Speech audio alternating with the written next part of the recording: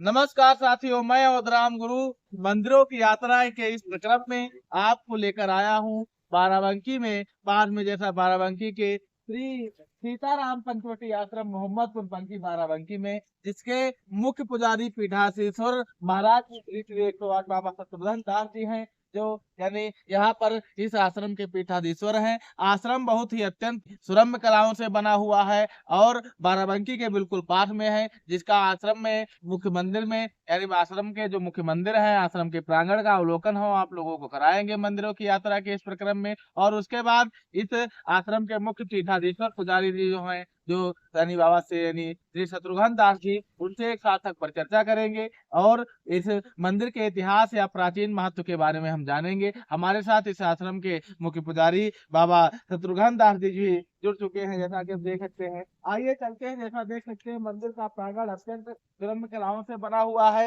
विभिन्न प्रकार की प्राकृतिक वनस्पतियों के द्वारा यानी इसके प्रांगण को सजाया गया है। मंदिर के प्रांगण में इंटरलॉकिंग की व्यवस्था है और पार्श्व भाग में जैसा कि हम देख सकते हैं कि विभिन्न प्रकार के किसानों के सरसों के तथा गेहूं के खेत लहलहा रहे हैं। हरियाली वसंत ऋतु के पावन पर्व पर यहाँ पर दिखाई दे रही है। सरसों बिल्कुल पकने के लिए तैयार है। पार्श्व भाग में आश्रम को जो ये परिपूरित करती है और आश्रम की सुंदरता में और ज्यादा आकर्षण बढ़ाती है। जैसा कि हम देख पा रहे हैं, विभिन्न प्रकार की लताएं हैं, वृक्ष है और हमारे साथ महाराज जी भी जुड़े हुए हैं, जैसा कि हम देख पा रहे हैं। और अब आगे चलते हैं, आश्रम के प्रांगण में हम पहुंचने वाले ही हैं। जैसा कि हम देख पा रहे हैं, मंदिर अत्यंत सुरम्य कलाओं से बना हुआ है। पार्श्व भाग में आम और पीपल, बरगद इत्यादि वृक्ष लगे हुए हैं, केले के वृक्ष लगे हुए हैं। जैसे आप मंदिर के प्रांगण में आएंगे, पार्श्व भाग में द्वार पर आएंगे तो देख पा रहे हैं कि यहाँ पर भी पीएल पुनिया के द्वारा जो माननीय सदस्य रहे हैं, सांसद भी रहे हैं,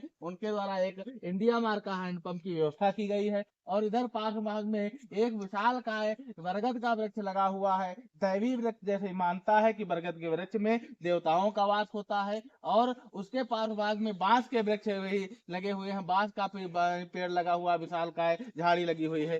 तो इधर देखेंगे, जैसा कि देख पा रहे हैं, इधर विभिन्न प्रकार के यानी दैवीय वृक्ष लगे हुए हैं। लोग यहाँ पर आते हैं तो अत्यंत सुखद अनुभूति होती है वहां पर आकर। यहाँ पर जैसा कि देख पा रहे हैं, विभिन्न प्रकार की लताएं यहाँ पर आश्रम में लगी हुई हैं। और इधर पास भाग में महाराज जी जो बता रहे हैं, यानी एक समाधि का भी यानी अवलोकन है। तो महाराज जी यानी इन किनकी समाधि है? ये महाराज जी बिहारी दास जी महाराज हैं, बिहारी दास जी महाराज, जिनका जो है हाँ हाँ, सन 1913 में जो है समाप्ति हुई थी। 1913 में। और आप लगभग यहाँ पर कितने समय से सेवा दे रहे हैं महाराज जी? हमारा यहाँ से हाँ। हम यहाँ पर जो है 79 में आए थे। 79 में आए थे। तो यानी इस आश्रम का माहौल कैसा था यहाँ पर? तब यहाँ पर कुछ भी नहीं था, एक ईंट भी नहीं थी। जी जी। तो हाँ। यानी आपके कार्यकाल में या आपके सेवा काल में ही ये सब ये हुआ था? समाधि मात्र थी यहाँ पर, हाँ हाँ जो हाँ बिल्कुल जीर्ण जी, सैन्य दशा में थी, हाँ हाँ जिसका जीर्णोद्धार हाँ हाँ। कराया गया। जैसा कि निर्माण की प्रक्रिया भी चल रही है। इधर पार्श्व भाग में हम और आगे जब बढ़ेंगे तो हम देख पा रहे हैं ये जैसे कि गौशाला है। हाँ, गौ यानी विभिन्न प्रकार की